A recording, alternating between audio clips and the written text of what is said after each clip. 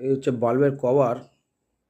আর এই যে বাল্বটাকে আমি সোল্ডার করব, যার এই পয়েন্টটা কাটা ছিল, আপনাদের দেখাচ্ছি আমি। ঠিক আপনি দেখতে পাবেন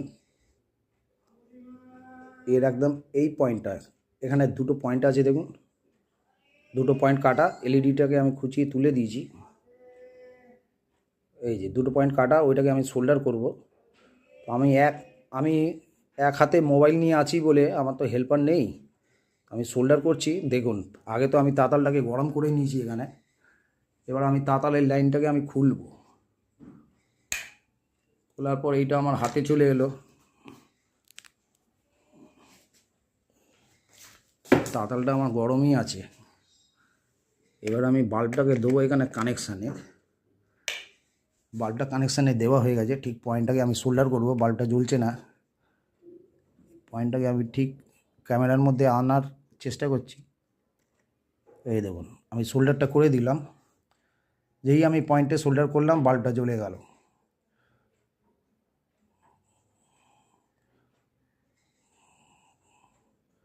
তো যেহেতু আমার পেছন দিকে একটা বাল্ব জ্বলছে, আমি কি করব, এই বাল্বটাকে আমি অফ করে দেবো। বাল্বটা অফ করে দিলাম। তাহলে আমার এই বাল্বটা এবার দেখুন ব্লিঙ্কিং করছে না, বাল্বটা সুন্দরভাবে জ্বলছে। রুম ভালোই আলো আছে। বাল্ব আমি অন অফ করে দেখাচ্ছি। এই যে বাল্ব আমি অফ করলাম, আবার বাল্ব অন করলাম। তাহলে কি হলো, বাল্বটা আমার এর আগের ভিডিওতে দেখেছি কেমন করে চেক করা। আর এখনকার ভিডিওতে আমি কি করলাম, একটা সোল্ডারিং আয়রন আছে হাতে, আয়রন দিয়ে শার্ট করে আমি সোল্ডার করে দিলাম। এমনিভাবে বন্ধুরা আপনারাও পারবেন।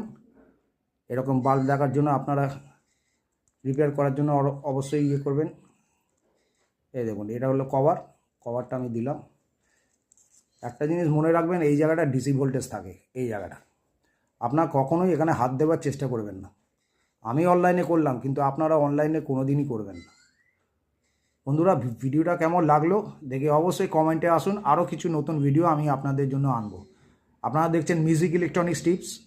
আমি ম্যাক্সিমাম মিউজিক বাজিয়ে থাকি, মিউজিক বানাই। অ্যাকচুয়াল মিউজিক বানাই যখন সাবস্ক্রাইবার অনেক বেশি পেয়ে যাই, কিন্তু আমার ইলেকট্রনিক্সের কাজগুলো করতে গেলে সাবস্ক্রাইবার পাই না, অনেক কম পাই। কিন্তু তবুও যেহেতু আমি কাজ জানি, আমার কাছে রিপেয়ার করতে আসে, তার জন্য আমি রিপেয়ারিংটা তুলে ধরলাম। কারণ আমি অনেক দিন কিন্তু এই রিপেয়ারিংয়ের টিপসগুলো আপনাদের দিইনি। আজকে আমি এই টিপসগুলো আপনাদের দিলাম। কোনো কমেন্টে যদি আপনাদের কিছু জানার থাকে অবশ্যই আমাকে বলবেন।